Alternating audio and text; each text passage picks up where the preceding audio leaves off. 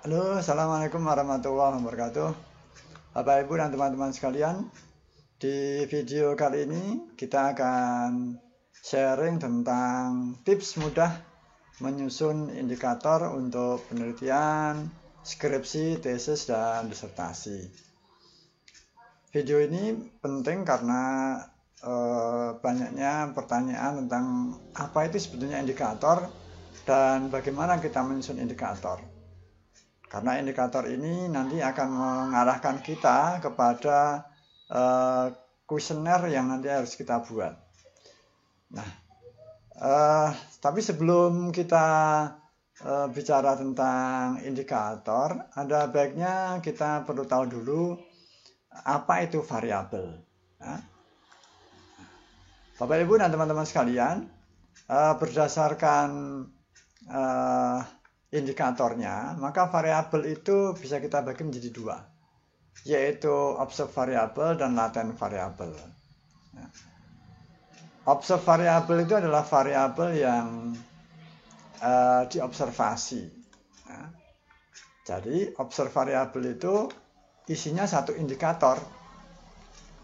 Jadi variabel kalau dia indikatornya hanya satu, maka disebut observed variable. Misalnya ini, contohnya kinerja karyawan bagian penjualan misalnya, atau kinerja karyawan penjualan. Misalnya kita buat indikatornya jumlah produk yang dijual. Nah, berarti kinerja karyawan penjualan ini adalah observed variable. Nah, misalnya lagi, yang kedua adalah variabel laten. Variabel laten itu variabel yang lebih dari satu indikator. Variabel indikatornya lebih dari satu. Misalnya tadi contohnya adalah sama, kinerja karyawan penjualan ini variabelnya. Tapi kemudian indikatornya ada jumlah produk yang dijual. Yang kedua pertumbuhan penjualan. Yang ketiga jumlah konsumen yang dilayani. Maaf ya, ini dilayani. Nah, ada 3 indikator, maka ini disebut latent variabel. Ya.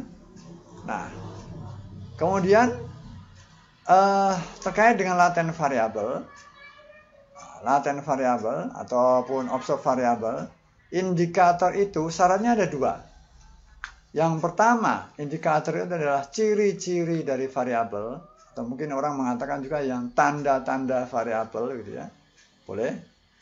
Yang kedua, syarat yang kedua, tidak ada kausalitas, atau ini sebab akibat dengan variabel. Jadi antara indikator dan variabelnya itu tidak boleh ada kausalitasnya, tidak boleh ada sebab akibatnya. Ya. Oke, kita coba contoh yang sederhana saja dulu. Misalnya ini adalah indikator. Saya menyebutkan ini ada hewan apakah ini ya. Kalau indikatornya, kita juga bisa menyebut indikator ini ciri-ciri ya, teman-teman sekalian ya. Ciri-ciri, tanda-tanda juga boleh. Misalnya ini ada tanda-tanda atau ciri-ciri gini hewannya.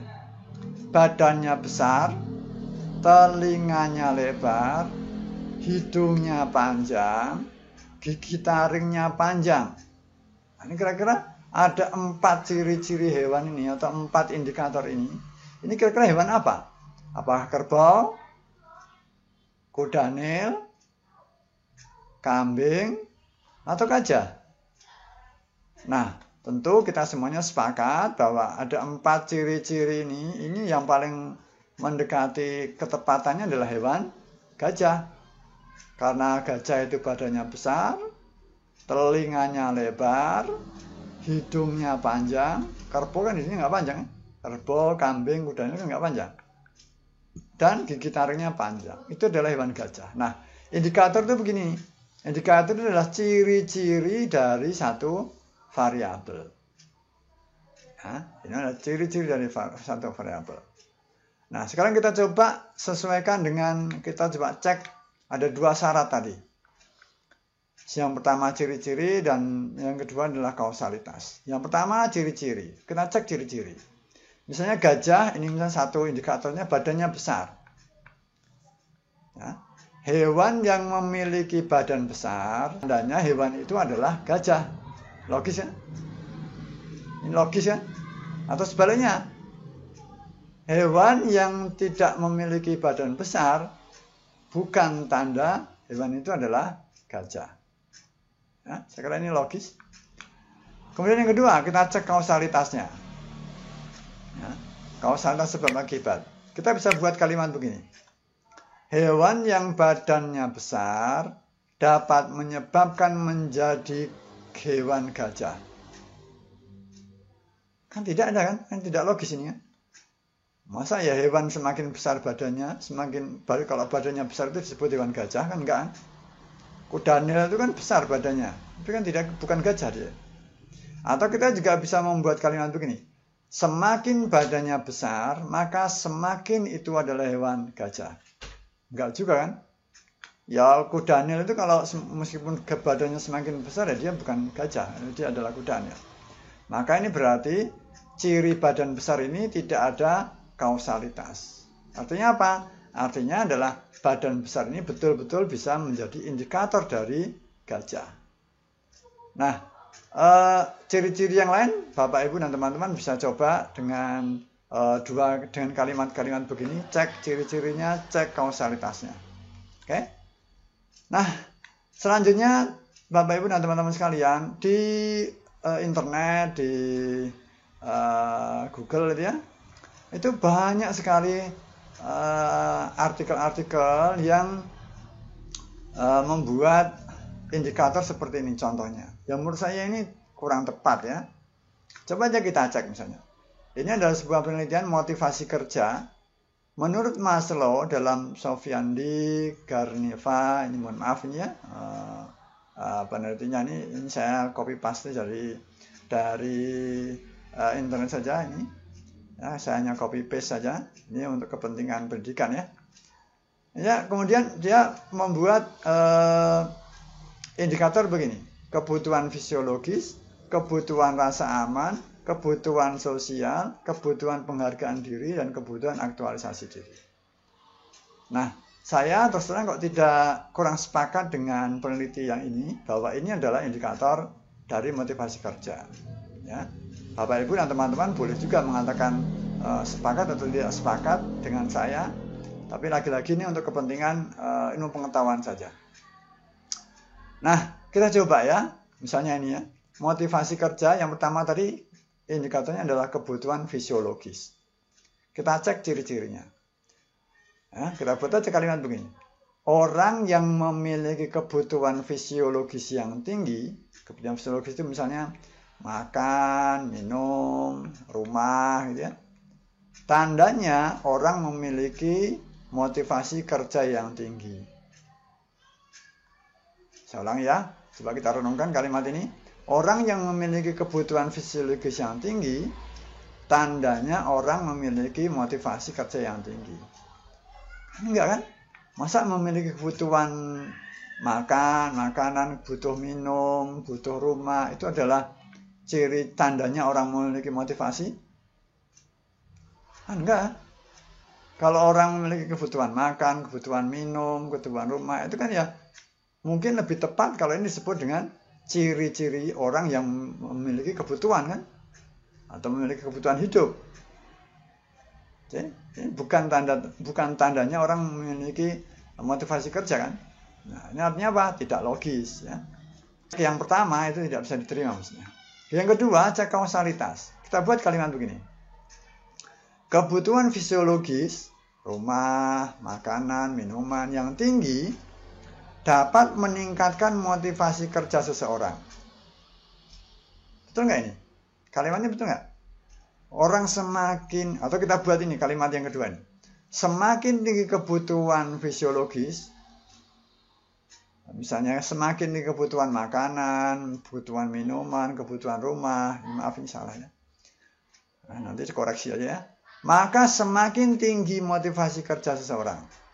Wah, semakin tinggi orang itu butuh makan, butuh rumah, butuh pakaian, maka semakin tinggi motivasinya. Oh, benar kan? Nah, kalau benar kan berarti ada kausalitas. Kalau ada kausalitas berarti tidak bisa, tidak boleh. Berarti berdasarkan cek ciri-ciri dan cek kausalitas, kebutuhan fisiologis kan bukan indikator yang tepat untuk mengukur motivasi kerja. Ya. Nah, Bapak Ibu dan teman-teman bisa coba cek yang ciri-ciri yang lain tadi. Ada kebutuhan rasa aman, kebutuhan sosial, kebutuhan penghargaan diri, kebutuhan aktualisasi diri. Ya. Coba silakan dicek. Itu logis atau tidak, ada kausalitas atau tidak. Kalau dia tidak logis, ya berarti dia bukan indikator yang baik. Kalau ada kausalitas, berarti dia juga bukan indikator yang baik. Oke, nah selanjutnya apa sebetulnya indikator motivasi kerja? Coba kalau misalnya motivasi kerja itu kita beri indikator begini. Yang pertama, motivasi kerja itu adalah daya dorong melakukan pekerjaan. Yang kedua, indikator atau tanda-tanda atau ciri-ciri motivasi kerja adalah kemauan bekerja. Dan yang ketiga, semangat bekerja. Misalnya ya, ini coba kita cek sekarang dengan dua syarat tadi. Yang pertama cek ciri-ciri. Kita lihat, orang yang memiliki daya dorong melakukan pekerjaan, tandanya orang tersebut memiliki motivasi kerja yang tinggi. Betul nggak? Kira-kira logis nggak? Orang yang memiliki daya dorong melakukan pekerjaan, dia punya daya dorong dalam diri untuk melakukan pekerjaan, itu tandanya yang memiliki motivasi kerja yang tinggi. Logis kan? Oke. Berarti ciri yang pertama atau syarat yang pertama ini lolos. Coba kita cek kausalitas. Pakai kalimat yang pertama ini boleh. Daya dorong melakukan pekerjaan yang tinggi dapat meningkatkan motivasi kerja seseorang. Daya dorong melakukan pekerjaan yang tinggi dapat meningkatkan motivasi pekerjaan seseorang. Motivasi kerja seseorang. Nah, ini kita harus hati-hati. Apakah daya dorong itu meningkatkan motivasi? Atau daya dorong itu daya dorong melakukan pekerjaan itu sebetulnya itu penyebabnya atau didorong oleh hal lain. Apakah daya dorong melakukan pekerjaan itu adalah motivasi kerja itu, atau daya dorong ini yang menyebabkan motivasi bekerja ini meningkat? Atau kita buat kalimat yang kedua, coba ini lebih gampang. Semakin tinggi daya dorong melakukan pekerjaan, maka semakin tinggi motivasi kerja seseorang. Ya, coba ini kan lebih gampang. Kita renungkan, ini harus hati-hati betul memang kita mencernanya. Semakin tinggi daya dorong melakukan pekerjaan, maka semakin tinggi motivasi kerja seseorang. Ya. Apakah daya dorong ini yang menyebabkan motivasinya meningkat? Atau daya dorong ini adalah motivasi itu sendiri? Ya.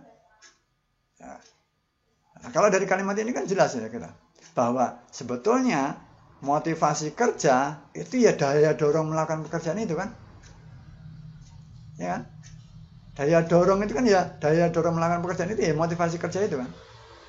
Jadi daya dorong melakukan pekerjaan itu kalau kita mau mencari penyebabnya, itu ya penyebabnya ya hal lain, misalnya saja karena kebutuhan ya seperti tadi ya.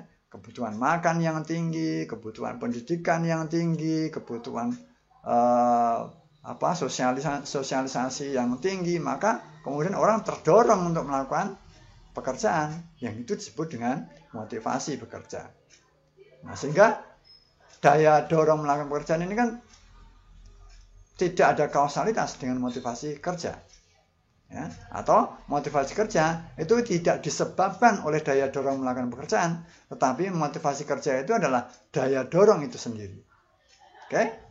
Jadi syarat kedua-duanya untuk daya dorong melakukan pekerjaan saya kira ini masuk ya. Oke.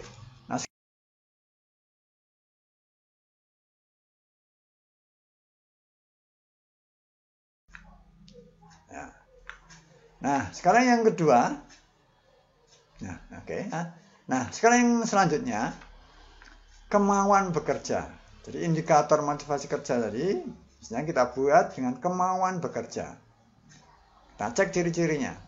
Orang yang memiliki kemauan bekerja, tandanya orang yang memiliki motivasi kerja yang tinggi.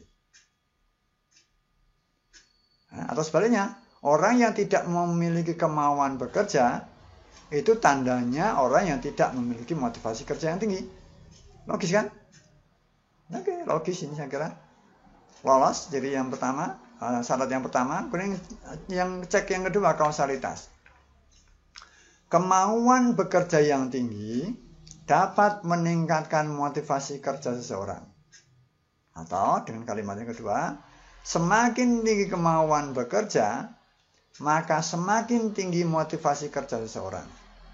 Nah, lagi-lagi, apakah kemauan bekerja itu menyebabkan motivasi kerja seseorang? Atau kemauan bekerja itu ya motivasi kerja itu?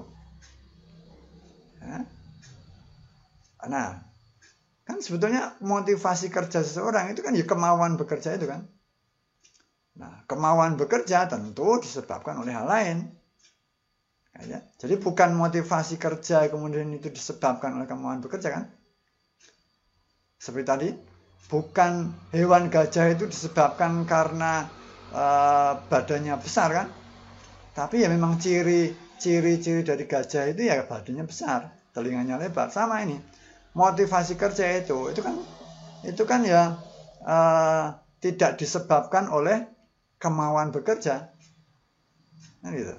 Tapi ini kemauan bekerja itu ya disebabkan oleh hal lain. Ya, nah, saya kira dua syarat ini, ciri-ciri maupun kausalitas ini lolos. Jadi tidak ada kausalitas ya, sebab akibat antara kemauan bekerja dengan motivasi kerja seseorang. Oke, nah selanjutnya yang ketiga, semangat bekerja. Kita cek ciri-cirinya.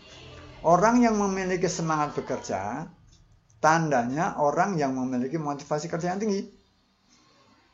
Iya kan? Ini kan ciri-cirinya kan? Orang kalau punya semangat kerja, itu berarti dia punya motivasi kerja yang tinggi. Atau sebaliknya, orang yang tidak memiliki semangat kerja, itu tandanya orang yang tidak memiliki motivasi kerja yang tinggi. Logis ya? Nah, sekarang kita cek kausalitasnya. Semangat bekerja yang tinggi dapat meningkatkan motivasi kerja seseorang. Kan enggak loh. Kan ya tidak. Karena motivasi kerja seseorang kan bukan disebabkan oleh semangat kerja kan, semangat bekerja kan. Tapi ya semangat bekerja itu sendiri adalah motivasi kerja. Atau kita buat kalimat yang kedua. Semakin tinggi semangat bekerja, maka semakin tinggi motivasi kerja seseorang. Ini lagi-lagi kan tidak logis kan ini ya. Jadi semangat bekerja ya tidak menyebabkan orang menjadi termotivasi kerjanya. Nah, karena apa? Karena motivasi kerja itu ya semangat kerja itu sendiri. Nah, dengan kita mengecek atau kita menguji ciri-ciri dan kausalitas dari variabel dari indikator yang kita ajukan, maka kita tahu apakah indikator ini cocok atau tidak menjadikan indikator dari satu variabel. Bapak Ibu dan teman-teman sekalian bisa menggunakan cara ini. Jadi dibuat saja kalimat-kalimat begini, tinggal diganti aja yang merah-merah diganti dengan indikator yang Bapak Ibu sedang kerjakan, sehingga kita lebih mudah menguji dan mereka-reka serta memikirkan, merenungkan apakah cocok dan tepat indikator yang sedang kita buat itu. Ya. Saya kira itu Bapak Ibu sekalian yang bisa saya sampaikan. Semoga video ini bermanfaat. Dan mohon maaf apabila ada kesalahan, kekurangan. Bapak Ibu bisa komen dan memberikan kritik, saran serta masukan pada saya atas video-video yang saya buat. Tidak mesti semua yang saya sampaikan itu benar. Dan saya berharap ini hanya untuk kemanfaatan kita bersama. Silahkan masukkan di kolom komentar di YouTube ini. Terima kasih. Assalamualaikum warahmatullahi wabarakatuh.